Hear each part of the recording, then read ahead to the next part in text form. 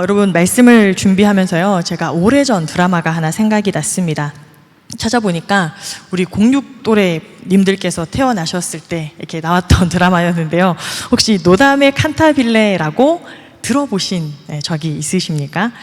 이게 음악대학을 배경으로 한 작품입니다. 이렇게 천재, 지휘자랑 괴짜, 피아니스트의 이야기를 다룬 그러한 드라마인데, 이 여주인공이 노다 메구미라는 이름입니다. 근데 통상 이렇게 노다메라고 불리는데, 이 친구는 아주 천재적인 음악적 감각을 지닌 사람입니다. 그런데 아주 결정적인 약점이 하나 있습니다. 뭐냐면 이 속마음을 감추지 못하는 거예요. 그냥 느껴지는 대로 그냥 툭툭 내뱉는 그런 사람입니다. 그래서 뭐 걸핏하면 귀찮아, 안 할래, 저 사람 싫은데, 아니면 실제로 좋아하는 선배가 있으면 막 그 선배 가까이 가서 저 선배랑 너무 좋은데 내 가슴이 너무 두근두근 거려요, 이런 말들까지도 그냥 서슴없이 하는 스타일입니다. 그래서 요즘 말로 하면은 진짜 말 그대로 노필터, 뇌를 거치지 않고 그냥 이렇게 말을 내뱉는 그러한 인물입니다. 근데 물론 이 주인공이 어떠한 의도라든지 특별한 나쁜 감정을 가지고 그런 말을 하는 것은 아니고, 그냥 아무런 그런 거리낌 없이 속마음을 여과 없이 그냥 그렇게 내뱉는 거죠. 자, 그럼 여러분, 주변에 이런 사람이 있다라고 생각해 보세요. 자, 옆에 있는 분을 한번 이렇게 좀 쳐다보시겠습니까? 추석 명절을 보내고 오셔가지고 지금 조금 약간 이렇게 얼굴이 기름진 아주 좋은 상태잖아요. 옆에 보시면서 야, 추석 때 너 좀 잘 먹었나 보다. 야, 너 많이 먹었냐? 좀 찐 거 같다. 야, 너 좀 빼야 되겠다. 이런 얘기를 보자마자, 우리 일주일 만에 지금 보잖아요. 그런데 보자마자 그런 말들을 냅다 한다? 굉장히 옆에 사람들은 불편할 겁니다. 그런데 여기에 남자 주인공은 또 어떤 인물이냐면 이 치아키라는 사람이 나오는데, 이 사람은 완벽주의, 그 다음에 통제형, 이러한 지휘자였어요. 그러니까 둘이 만날 때마다 계속 싸우는 겁니다. 그렇게 이제 티격태격 하다가 나중에 결국 서로의 음악을 또 존중하면서 이렇게 아주 성숙한 그런 음악적인 관계를 맺어가는 그런 음악 이야기입니다. 근데 제가 왜 이 드라마가 생각이 났냐면, 우리의 삶도 어찌 보면 이와 크게 다르지 않겠다라는 생각이 들었습니다. 우리는 물론 이 주인공만큼 진짜 생각나는 대로 막 말을 하는 것은 아니지만, 우리도 사실은 속으로만 담아두어야 할 그런 말들을 그냥 감정이 앞서서 불쑥 내뱉고, 또 그 한마디 때문에 오랫동안 소중하게 잘 이어왔던 그 관계를 망치거나 또 상대방의 마음, 그리고 내 마음까지도 무너뜨리게 할 때가 많았다라는 거죠. 이 드라마의 제목이 아까 칸타빌레라고 이야기를 했는데, 이탈리아어로 뜻이 뭐냐면 노래하듯이 부드럽게 라는 뜻을 가지고 있습니다. 즉 음악처럼 또 조화롭고 아름답게 그렇게 표현해야 된다라는 그러한 뜻입니다. 그런데 여러분, 특별히 우리 그리스도인들에게요, 좀 이런 말의 음악성이 필요한 것 같습니다. 우리가 내뱉는 어떤 말들은 사람의 마음을 또 아름답게 조율하는 그런 기능을 하기도 하고요, 또 어떨 때 우리가 내뱉는 그런 말들은 이 소중한 그런 관계를 완전히 깨트려 버리는 그런 말이 되기도 하기 때문에 그렇습니다. 여러분, 우리가 잘 알고 있는 것처럼 하나님께서는요, 우리를 혼자서 살아가도록 지으시지 않으셨다라는 거예요. 공동체를 통해서, 또 사람들과 사람들 사이에 그 관계를 통해서 살아가도록 하나님께서 우리를 그렇게 창조하셨습니다. 여러분, 신앙생활도 마찬가지잖아요. 나 혼자서 그냥 기도원에 들어가서, 아니면 어디 수도원에 들어가서 그냥 혼자 신앙생활하는 것이 아니라, 하나님께서는 이 교회 공동체를 우리에게 허락하셨고, 이 안에서 신앙생활하면서 성숙하도록 우리를 초대하셨습니다. 여러분, 왜 그럴까요? 때로는 여러분, 교회 안에서 우리는 상처받기도 하고, 또 사람들과 부딪히면서 또 우리의 마음이 꺾이는 그런 경험들을 할 때가 있습니다. 그런데 하나님께서는 그러한 과정을 통해서 우리가 조금씩 더 성숙한 사람으로 되어가기를 원하신다라는 거예요. 이 교회 공동체 안에서 우리의 못났던 그런 부분들, 또 나의 약한 부분들, 그것을 하나님께서 이렇게 다듬어 가시고 또 빚어 가신다라는 겁니다. 그렇게 여러분, 우리가 사람들과 이런 관계를 늘 하면서 생활해야 하는데, 그 가운데 이 말이라고 하는 것이 사람들과의 이 사이에 있어서 가장 기본적인 통로가 된다라는 겁니다. 야고보의 편지라는 책을 쓰신 이 정성국 목사님께서 야고보서를 굉장히 이렇게 깊이 연구하신 목사님이신데, 그 목사님께서 이렇게 말씀하신 바가 있습니다. 말은 관계를 드러내는 창이다. 어떤 뜻이냐면, 내가 하는 말이 어떤가에 따라서 내 마음의 상태가 고스란히 드러난다라는 거예요. 내가 누군가와 이야기를 할 때 그 사람에게 그냥 자연스럽게 그냥 따뜻한 말, 아니면 어떤 부드러운 말, 온유한 말, 이런 말들이 내가 잘 나온다면 내 마음이 그 사람을 대할 때 평안하다라는 것을 드러내는 반증이고요. 또 내가 유독 어떤 사람을 볼 때 계속해서 이렇게 툭툭거리는 그런 말들, 아니면 어떤 불평의 말들, 비난의 말들, 아니면 어떤 냉소적인 그런 말들이 나온다면 내 마음 어딘가에 불편함이 있다라는 것을 드러내는 증거라는 겁니다. 오늘 우리가 함께 읽었던 이 야고보서 3장의 말씀은요, 우리에게 이 말에 대한 교훈을 일러주고 있는데, 단순히 그냥 말을 조심해야 한다, 말이라는 것이 때로는 이 말 한마디로 청량빛을 갖는 것처럼 아주 중요한 일이기 때문에 우리도 그냥 말을 그렇게 잘 가려서 해야 된다, 단순히 이 정도의 이야기를 알려주는 것이 아니라 하나님과의 관계 속에서, 그리고 또 이웃들과의 그런 관계 속에서 우리가 그 말을 통해서 우리의 마음을 한번 돌아보고 또 예수님의 그런 모습으로 닮아가도록 우리에게 권면하고 있는 내용이 바로 야고보서 3장의 이야기입니다. 우리 3장 5절의 말씀을 다시 한번 읽어보겠습니다. 혀는 몸의 작은 지체이지만 큰 일을 자랑하도다. 이것을 새 한글로 읽어보면요, 이렇게 번역되어져 있습니다. 이와 같이 혀도 몸의 작은 부분이지만 큰 일을 할 수 있다고 우쭐댑니다. 자, 여러분 어떻습니까? 이 혀는 굉장히 작은 이런 우리 신체의 기관입니다. 그런데 이 혀라는 것이 때로는 우리 삶 전체를 움직일 만한 그런 지렛대와도 같은 역할을 하기도 한다라는 것. 특별히 우리가 신앙생활 하는 데 있어서 우리의 말, 우리의 언어 습관, 우리가 어떠한 언어를 사용하는지를 바라보면 그 사람의 신앙의 깊이를 우리가 또한 판단할 수 있는 아주 중요한 드러나는 표지가 되기도 한다라는 거예요. 그래서 우리의 신앙이 더 깊을수록 또 주님을 더 닮아가는 그런 모습을 우리가 가질수록 우리의 말은 더 겸손해지고 더 온순해지고 또 사람들이 듣기에 또 그런 유순한 말이 되어진다라는 것. 여러분, 야고보 사도는 이러한 말의 영향력을 너무나 잘 알았기 때문에 이렇게 경고합니다. 우리 3장 1절의 말씀 다시 한번 같이 읽겠습니다. 네, 형제들아,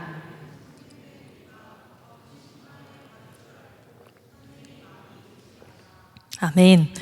본문이 말하는 이 선생님, 이 교사라는 이 직분은 이 공동체의 리더, 그리고 이 목회자를 또 지칭하는 그러한 단어입니다. 여러분, 그렇죠. 사실 이 말이라는 것, 모든 사람의 말은 다 무게가 있고 또 영향력이 있죠. 근데 특별히 그 공동체의 리더들이 하는 그 말, 그 리더들의 말에는 훨씬 더 큰 무게가 있고 또 영향력이 있을 수밖에 없습니다. 그래서 리더된 사람들은 이 입술의 무게를 잘 공감하고 또 책임감 있게 또 그렇게 언행을 해야 한다라는 그러한 가르침입니다. 그런데 여러분, 1절을 우리가 자세히 보면요, 선생된 우리가 라고 표현을 하고 있습니다. 즉, 이 말은 야고보 사도 자신도 포함해서 이 말을 하고 있다라는 거예요. 여러분, 야고보 사도 역시도요, 이 교회의 지도자로서 늘 말을 해야 하는 그런 위치에 있었던 사람이겠죠. 그런데 이렇게 성도들에게 말에 대한 그런 교훈을 하면서 자기의 이 모습을 말씀 앞에서 다시 비추어 보았던 겁니다. 그래서 자기를 쏙 빼고 이야기한 게 아니라 너희가 조심해야 된다 이야기하지 않고 선생된 우리가 라고 하면서 자기 자신을 먼저 이 말씀 앞에서 다시 돌아보면서, 또 여러분, 이런 생각들을 하지 않았을까요? 본인도 이렇게 지도자로 또 목회자로 사역하면서 때로는 본인의 감정을 잘 컨트롤하지 못해서 말로 누군가에게 상처를 주었던 그런 일들, 또 때로는 치명적인 말 실수했던 그런 일들을 떠올리면서 이 말들을 하고 있는 겁니다. 여러분, 저도 그래서 이 말씀을 준비하면서요, 한번 생각해 보았습니다. 제가 아기를 갖고 말을 하진 않았지만 혹시 저의 말로 상처받은 우리 지체들이 있지 않나. 제가 언뜻 다 떠오르진 않지만 혹시나 여러분들 중에 그런 지체분들이 있다면 제가 이 자리를 빌어서 제가 이 용서의 말을 전하겠습니다. 혹시 저의 말들로 상처받으신 분이 있다면 또 여러분들 또 이해해 주시고 또 용서해 주시기를 부탁드립니다. 자, 제가 왜 먼저 이런 얘기를 하냐면요, 보통 이런 어떤 권면에 대한 이런 설교를 들으면 보통의 사람들은 나 자신을 생각하기보다는요, 꼭 누군가를 떠올린다는 거예요. 지금 제가 이렇게 말에 대한 교훈을 하고 제가 먼저 이렇게 지금 제 실수를 혹시 여러분들에게 있다면 이렇게 용서를 구했잖아요. 근데 어떤 사람들은 이 말을 들으면, 그래, 맨날 이렇게 막 말 많이 하고 부정적으로 이해하고 수습거렸던 걔가 들어야 되는데 걔 오늘 왔나? 이러면서 이렇게 주변을 자꾸 둘러보는 거. 고개를 돌리면 이렇게 티가 나니까 고개는 안 들리지만 이거 꼭 누가 들었어야 되는데 꼭 걔한테 하는 말인데 라고 생각하는 우리의 이 악한 습관이 있다는 거예요. 그런데 여러분, 찔리는 말, 누군가가 꼭 들었으면 좋겠다 하는 그 그 말은 결국 누가 들어야 될 말이라고요? 내가. 자기 자신이 가장 먼저 들어야 할 말입니다. 그래서 여러분, 이 야고보 사도는 자기 자신을 이 말씀을 들어야 할 첫 번째 청자로 삼고 있다라고 하는 것이 이 야고보 사도의 위대한 점이라고 저는 생각하고, 또 이 구절이 굉장히 인상적으로 다가왔습니다. 근데 여러분, 이렇게 이 말의 책임이 이만큼 중하다, 우리가 늘 말에 대한 책임성을 가지고 이야기해야 된다, 이렇게 또 제가 말씀을 드리면 또 속으로 혹시 이런 생각을 하는 분이 생길 수 있습니다. 오늘 성경을 보니까 너희는 그러면 선생된 너희가 더 큰 심판을 받을 줄 알고 선생이 많이 되지 말라. 그러면서 속으로 이렇게 생각하는 거예요. 아, 그렇구나. 리더를 하다 보면은 내가 더 많은 말에 실수를 할 수 있고 더 큰 어떤 치명적인 이 오류를 남길 수 있으니까 리더가 되면 안 되겠다. 여러분, 오늘 이 말씀이 그런 뜻일까요? 여러분, 그렇지 않습니다. 혹시 여러분들 중에 이렇게 오해하시는 분들이 없으시겠죠?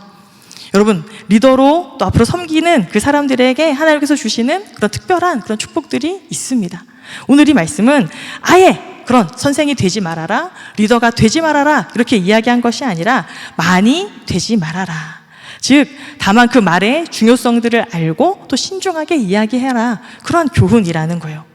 이것이 이 야고보 사도가 우리에게 주시는 이 말이 가지고 있는 그만큼 다른 사람들에게 끼치는 영향력에 대한 교훈입니다. 그리고 이어지는 7절과 8절 말씀을 우리가 함께 같이 읽겠습니다. 여러 종류의 짐승과 새와 벌레와 바다의 생물은 다 사람이 길들일 수 있고 길들여 왔거니와 혀는 능히 길들일 사람이 없나니 쉬지 아니하는 악이요 죽이는 독이 가득한 것이라. 아멘. 이 길들인다라고 하는 것은 훈련과 통제에 관한 이야기입니다.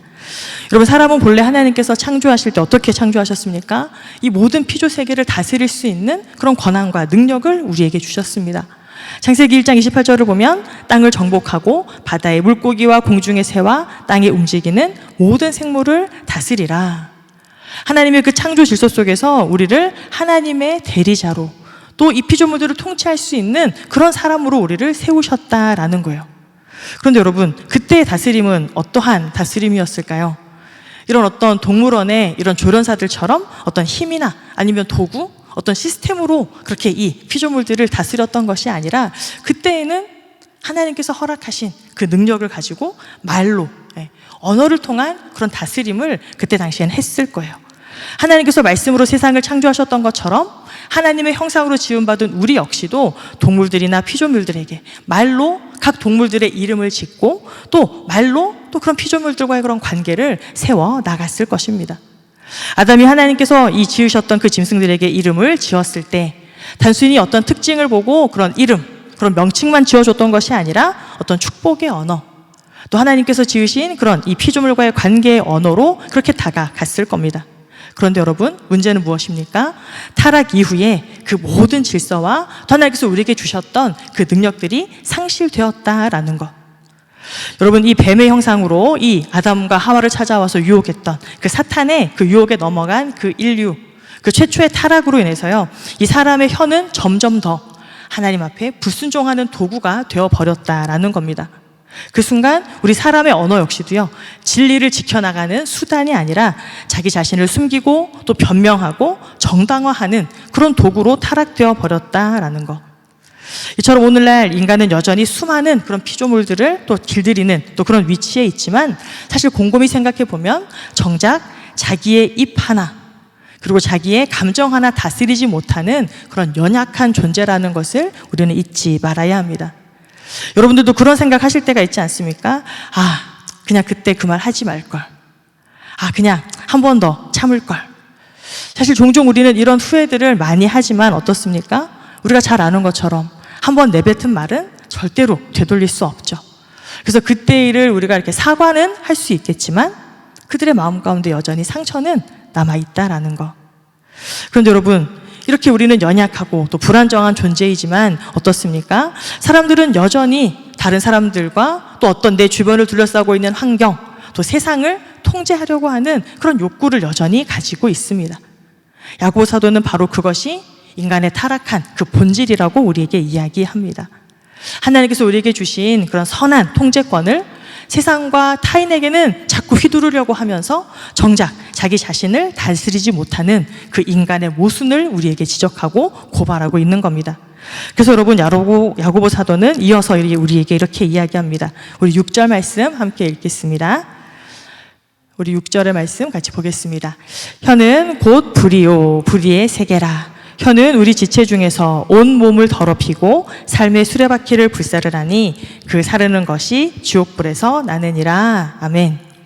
여러분, 우리가 산불 나는 거 잘 아시지 않습니까? 올해에도 큰 산불들이 몇 번 있었잖아요. 작은 불씨, 그 불씨에서부터 사실은 큰 산 전체를 태우는 일들이 발생한다라는 것. 여러분, 우리가 무심코 내뱉은 그 말 한마디가, 많은 말들이 아니라 그냥 그 한 문장의 그 말이 오랫동안 우리가 아끼고 갖고 왔던 그 관계를 깨트리게 되어진다라는 거예요. 여러분들도 그런 경험이 있지 않습니까? 그냥 어떤 사람의 나에게 던졌던 그 비난의 말 한마디로 그냥 우리의 마음이 새까맣게 타버리는 그런 경험들 해본 적 있지 않으십니까? 그런데 반대로 여러분, 이런 경험도 있을 거예요. 내가 너무 힘들고 낙심되고 정말 괴로운 그 순간 또 누군가가 나에게 해주었던 그 말 한마디 때문에 내 마음의 그런 어두움들이 사라지고 환하게 밝혀지는 그런 경험들도 여러분, 우리는 분명을 해보았습니다.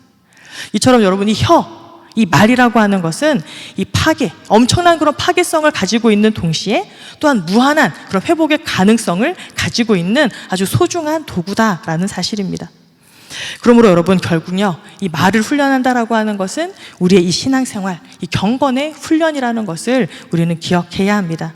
즉, 우리의 혀가 길들여진다라고 하는 것은 어떠한 의미냐? 우리의 마음이 성령님께 그렇게 온전히 길들여진다라고 하는 뜻입니다. 즉, 우리가 입술을 통제한다라고 하는 것은요, 오늘 이 말씀을 들었다고 내가 내 스스로, 내 의지로, 그래, 이제 오늘부터 내가 내 언어 습관을 고쳐야지, 내 의지로 하는 그런 산물이 아니라는 거예요. 내 마음을, 내 뜻을 성령님께 더 온전히 내어드리고 하나님께서 우리의 삶 가운데 맺어주시는 그런 열매가 되어야 되는 줄로 믿습니다.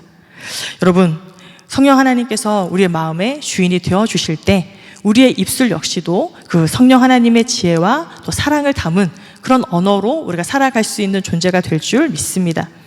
그래서 여러분, 결국요, 이 혀의 문제, 언어의 문제라는 것은 단순히 어떤 말의 기술을 이야기하는 것이 아니라 결국 우리 마음의 근원의 문제라는 사실입니다. 여러분, 11절 말씀을 보시면 야고보는 이렇게 이야기합니다. 샘이 한 구멍으로 어찌 단물과 쓴물을 내겠느냐. 여러분, 그렇지 않습니까? 어떤 이 샘에서는 단물이면 단물, 쓴물이면 쓴물, 그 한 가지만 나올 수 있다는 거죠. 그래서 우리 입술에서 나오는 이 말 역시도요, 우리 마음의 근원을 드러낸다라는 겁니다. 우리의 마음의 상태를 여실히 비춰주는 그런 거울과도 같은 그런 존재가 바로 이 언어라는 겁니다. 여러분, 예수님도요, 일전에 이렇게 말씀하셨습니다. 마태복음 12장 34절 말씀 함께 읽겠습니다. 독사의 자식들아, 너희는 악하니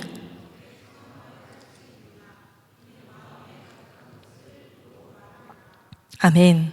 여러분, 어떻다는 겁니까? 결국 우리의 말이라는 것은요, 우리 마음속에 담겨 있는 것들이 나온다라는 거예요. 그래서 여러분, 우리의 언어의 습관들을 한번 점검해보는 그런 시간들을 가졌으면 좋겠습니다. 내가 평소에 자주 내뱉는 말, 내가 어떤 말들을 지금 많이 사용하고 있는가.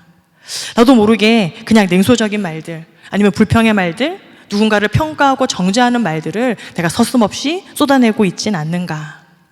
그러면 내 마음의 샘이 어느 근원에 연결되어 있는지를 우리가 돌아보고 점검해야 된다라는 거예요.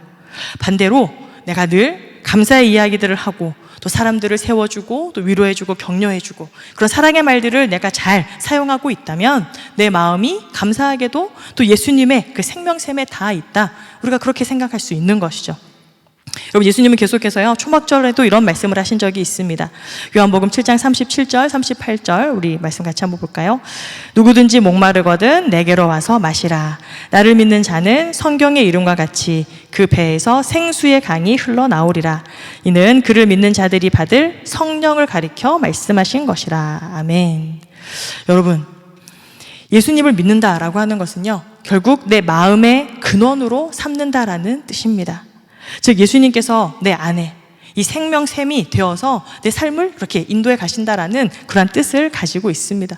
그렇게 나의 마음이 예수님과 깊이 연결되어 있을 때 우리의 언어가, 우리의 말이 또 주님께서 기뻐하시는 그런 말들로 자연스럽게 나오게 된다라는 거죠. 그래서 입술의 훈련이라는 것은 단순히 말버릇, 언어 습관을 고치는 것이 아니라 내 근원을 새롭게 연결하는 신앙의 훈련입니다. 즉 혀의 문제는 언어의 문제가 아니라 내 마음의 문제라는 것. 그렇기 때문에 내 마음의 변화가 없이는 절대로 내 입술의 변화가 따라올 수 없다라는 겁니다. 그런데 여러분, 요즘은 언젠가부터 이 솔직함을 또한 미덕으로 삼고 있지 않습니까? 특별히 우리 젊은 사람들에게 이렇게 솔직함이 또 어떤 이 젊음의 어떤 이 상징처럼 또 뭐 이야기 되기도 하는데요. 그래서 이런 말을 하는 사람들이 많이 있죠. 나는 원래 이런 사람이야. 나는 원래 이렇게 태어났어. 야, 그냥 솔직한 게 뭐가 문제야? 내가 말한 거에 뭐 틀린 게 있어? 난 그냥 팩트를 말한 것 뿐인데? 여러분, 사실이면 모든 말들을 다 해도 되는 걸까요? 때론 여러분, 우리가 그렇게 솔직함이라고 하는 그 솔직함이 누군가에게는 엄청난 폭력이 될 수 있다는 사실을 우리는 기억해야 합니다.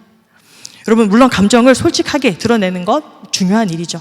그런데 여러분, 사랑이 담겨있지 않는 솔직함은 누군가를 벨 수 있는 칼이 될 수 있다는 사실을 기억하시기 바랍니다. 여러분, 팩트, 사실을 말하는 건 물론 중요하죠. 그런데 그 사실에 사랑이 빠져버리면요, 진리가 아니라 상처가 된다라는 사실입니다. 여러분, 그래서 에베소서 4장 15절에는 이렇게 이야기하였습니다. 오직 사랑 안에서 참된 것을 행하라. 그리고 그에게까지 자랄지니 그는 머리 곧 그리스도시라. 여러분, 우리가 이 하는 모든 말들에 사랑이 담겨있게 되기를 축복합니다. 여러분, 결국요, 사랑 없는 솔직함은 무례함 뿐이라는 거예요. 그냥 그 사람은 솔직함이라고 이야기하지만 그 안에 사랑이 담겨있지 않으면 결국은 그 사람을 베게 되는 날카로운 칼이 될 수밖에 없다라는 거. 그리고 여러분, 공감하지 못하는 그런 진심이라는 것도 결국 독이 될 수밖에 없다라는 것. 야고보 사도가 지적하는 이 혀의 독이 바로 이러한 말들입니다. 우리가 팩트, 즉 사실을 말하고 맞는 말을 했다라고 생각할 수 있겠지만 그 맞는 말로 한 사람을 죽일 수도 있다라고 하는 이 말의 심각성과 폭력성을 우리가 잊지 않기를 바랍니다. 그리고 여러분, 우리가 한 입으로, 같은 입으로 하나님을 찬양하면서 동시에 하나님의 형상으로 지음받은 이 형제, 자매, 우리 지체들을 저주하는 이 모습, 절대로 있을 수 없는 그런 모순적인 일이라는 사실을 오늘 이 야고보 사도는 우리에게 지적하고 있습니다. 그리고 여러분, 우리는 흔히 이런 말들을 많이 합니다. 우리가 이 사도행전을 이야기할 때도 한번 다루었던 이야기인데요. 사람은 잘 변하지 않는다. 우리가 아무리 이야기를 해도 그냥 이게 진리처럼 우리에게 받아들여지는 것 같아요. 그리고 뭐 걱정 많은 건 내 천성이야. 나는 원래 이런 사람이니까 나를 더 이상 통제하려고 하지 마. 이런 말들을 우리가 자꾸 하는데 여러분, 그 말들은요, 하나님으로부터 온 생각이 아니라는 거예요. 하나님께서 고치지 못할 사람, 변화시키지 못할 사람이 없기 때문에 그렇다는 거죠. 여러분, 맥스 루케이도가 쓴 예수님처럼이라고 하는 책이 있습니다. 여러분들도 한번 읽어보시기를 권하는데요. 이 책에 보면 이렇게 기록하고 있습니다. 하나님은 당신을 있는 그대로 사랑하신다. 그러나 그대로 두시지는 않는다. 여러분, 이 말은 이러한 뜻입니다. 하나님께서 이 슬픔 가운데 눈물을 흘리고 있는 그 자녀, 그 자녀의 눈물을 닦지 않고는 견딜 수 없는 그 부모님과 같은 그런 심정을 가지셨다라는 거예요. 우리가 있는 모습 그대로 우리를 사랑하시지만 우리가 변화되기를 원하신다라는 거예요. 어떠한 모습으로? 예수님을 닮는 그 모습으로 우리가 변화되어 가기를 하나님은 원하신다라는 것. 즉 하나님께서는요, 우리가 단지 그냥 좋은 성품을 가진 좋은 사람, 젠틀한 사람이 되는 것을 원하시는 것이 아니라 우리가 새로운 마음, 곧 예수님의 마음을 닮아가는 사람이 되기를 원하신다라는 사실을 우리가 기억할 수 있었으면 좋겠습니다. 그래서 여러분, 하나님은요, 우리를 있는 그대로 사랑하시지만 그 자리에 머물러 있기를 원하지 않으신다라는 것. 우리가 이 사랑을 기억할 수 있었으면 좋겠습니다. 그래서 여러분, 우리가 이야기해야 되는 나다운 것, 그게 진정한 그 나다운 것이 무엇이냐면 그냥 나다운 게 최고야 이렇게 말하는 것이 아니라 예수님을 닮은 내가 최고야. 이것이 우리의 새로운 정체성이 되어야 한다라는 겁니다. 여러분, 그냥 이 성경은 그냥 있는 그대로의 나, 이것도 하나님이 미워하시지 않는다라고 이야기하지만 예수 그리스도 안에서 구원받은 하나님의 백성으로서 새롭게 빚어지고 예수님을 닮아가는 그런 내가 다라고 그런 우리가 되라고 그렇게 계속해서 초대하고 계시는 거예요. 여러분, 고린도후서 5장 17절의 말씀 같이 한번 읽어보겠습니다. 누구든지 그리스도 안에 있으면 새로운 피조물이라. 이전 것은 지나갔으니 보라 새 것이 되었도다. 아멘. 그러므로 여러분, 우리가 복음 안에서 가져야 할 솔직함은 무엇이냐면 변화를 거부하지 않는, 이 변화를 기꺼이 받아들일 수 있는 그런 용기를 가지는 것입니다. 그래서 있는 그대로의 나를 계속해서 고집하는 것이 아니라 하나님 안에서 예수님의 그런 모습까지, 예수님의 그런 장성한 신앙의 분량까지 다듬어지는 나, 이러한 내가 되도록 우리는 끊임없이 내 자신을 열어두고 변화시켜 나가야 되는 것입니다. 여러분, 성령님께서 주시는 그 지혜는 솔직하지만 거칠지 않습니다. 진실을 말하지만 누군가에게 상처를 주지 않는다라는 거예요. 그것이 바로 예수님의 마음이고 또 천국 백성들이 사용해야 할 그런 천국의 언어입니다. 여러분, 이제 말씀을 정리하겠습니다. 여러분, 그리스도인들은 이 땅에서 하나님의 나라를 미리 살아가는, 이 천국 연습을 하면서 살아가는 그런 하나님의 백성들입니다. 그리고 그 천국 연습은 우리 이 교회, 예배당 안에서만 이루어지는 것이 아니라 하나님께서 여러분들을 보내신 그 삶의 자리에서 매일 내가 사람들과 나누는 그 대화 속에서 이루어져야 합니다. 그런데 여러분, 우리가 살아가는 그 세상은 어떻습니까? 이 말의 전쟁터이지 않습니까? 그냥 말 한마디로 사람을 죽였다 살렸다 하는 그런 이 전쟁터 같은 곳에 우리가 살아갑니다.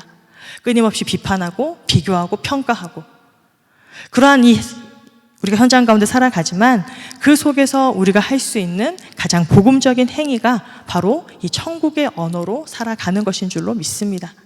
내가 하나님 나라의 백성이라고 하는 그 사실들, 내가 하나님의 사랑받은, 조건 없이 무조건적으로 받아들여지는 그 하나님의 사랑을 받은 하나님의 자녀라고 하는 그 사실들을 가지고 여러분들이 그 세상 가운데에서도 흔들리지 말고, 또 그 가운데 같이 우리가 동요되지 말고, 우리의 그 말, 내 말 한마디를 통해서 누군가가 희망을 경험하고 소망을 경험하고 하나님의 나라를 맛볼 수 있도록 그렇게 우리의 언어를 또 사용해 갈 수 있는 우리 모두가 되었으면 좋겠습니다.